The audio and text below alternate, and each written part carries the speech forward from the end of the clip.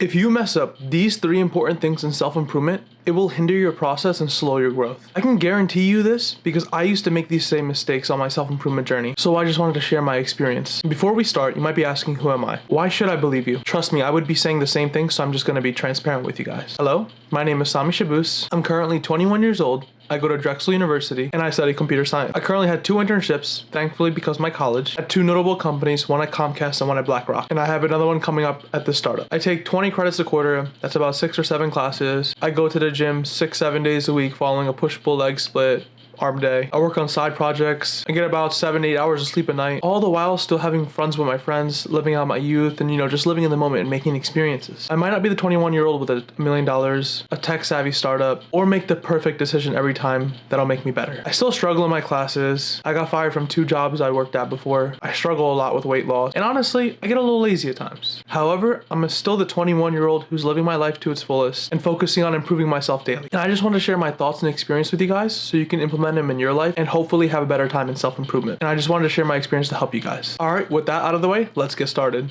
1. You don't have to be perfect. Listen, I made the mistake and I really don't want you guys to make the same one as me. The mistake was that you think you have to do everything perfectly. Let me know if this sounds familiar. You have to wake up at 6 a.m. every day, get out of bed right away, make your bed, take a cold shower. You have to be in the gym for 2 hours a day, 10 sets per muscle group, 30 minutes of high intensity cardio. You have to make sure you get in bed by 10 p.m. at night, shut everything off by 9, reflect on your day, for the next day, plan out what you gotta do. You have to make sure you work on your business 6 hours a day, or else you're not working hard enough for your business. You have to write down your thoughts in a journal, hold them in, don't really share with other people, right? They don't really care about what you're thinking about. You have to hit all your prayers or else. Listen guys, being perfect sucks. It feels stressful, and it always felt like you were always behind something. You felt like you were running this race, and no matter what, you could never get to the next position. It felt like you could never really run and beat the race. You're working towards some goal that really doesn't exist. You lost the meaning behind self-improvement. You hate that after you leave one working session, you enter another. You have to follow this extremely rigid and tight-knit structure, and it sucks. If any of these words or feelings feel familiar, I went through the same thing. And if they don't, and you're going through all this perfectly, then I applaud you. It was really hard for me. You are one sturdy tank. However, guys, for me, it was not sustainable. I wasn't happy. My life felt like it wasn't mine. I had to be perfect. It felt so painfully black and white. Then it hit me. I don't have to be perfect. The fact that I'm just striving to improve myself every day daily is already a good, tremendous start for me. And the fact that I'm building all those skills, the habits of improving myself daily is already good enough. And I don't have to really be perfect. And the skills and habits will stack on top of each other for the long term. And I'm really more focusing on that. This mindset shift is what will really make self-improvement really fun. 2.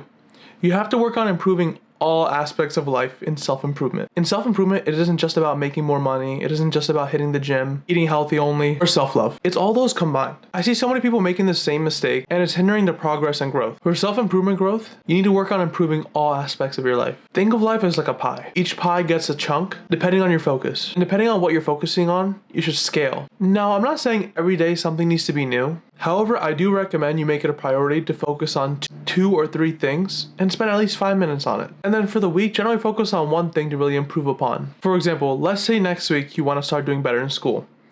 So what you plan out is you're going to pay attention more in lecture, you're going to ask more questions, you're going to write down more notes, you're going to analyze your notes after class, and if you're confused on something, you're going to research it and find your solutions. You're going to network with your professor during their office hours, you're going to get to know them more, you're going to ask about what to do in class, what's the best strategies, etc. guys. You get the gist. And then at night, you'll be locked in doing your homework assignments, following the Pomodoro technique, trying to understand each assignment conceptually, working on it hard, right? Taking each step one at a time. You guys get the gist, right? Just think of someone who's extremely studious, what they would be doing. The cousin your parent keeps comparing you to, that guy. You now filled out your self-improvement section of that pie. You now filled out school of your self-improvement pie. Let's say it's 50%. You're putting a lot of effort in, it's gonna be very tiring. However, you still have the other 50% left over that still needs to be worked on. So for example, 5% can go into your mental health, which can be done through journaling. 5 minutes, you talk about what you like, what you're grateful for. You also have a night journal, you reflect on night, seeing what you feel, reflecting on your days, where you made your mistakes. Nothing too crazy, right guys? Just something light. Another 20% can go going into the gym. You go work out in the gym for 30 minutes to an hour. Just pushing the weights, being consistent, and just focusing on your muscle growth. You know, not perfect, but you're still making the effort, right? Some days you're gonna feel off. You don't gotta go 100% every single day, as long as you're just pushing yourself. Then if you still have bandwidth, you can add something to your social life where you hang out with your friends. You know, you guys mess around. Like hopping on Discord at night with the boys, chalking it up with one another, just having fun. Talking to your friends or family. And if you want to kill two birds with one stone, you can bring one of your friends or family with you to the gym, and you can now both get a workout in together. And if you still have bandwidth, right, let's say you have like 10% left, you can put a little bit of effort into your side business. You know, since you're an entrepreneur, right, you're trying to work on your business, you can spend like 30 minutes every day just working on it, right?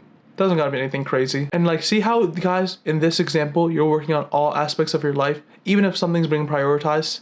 This is what it means to really have a self-improvement pie. We're working on all aspects.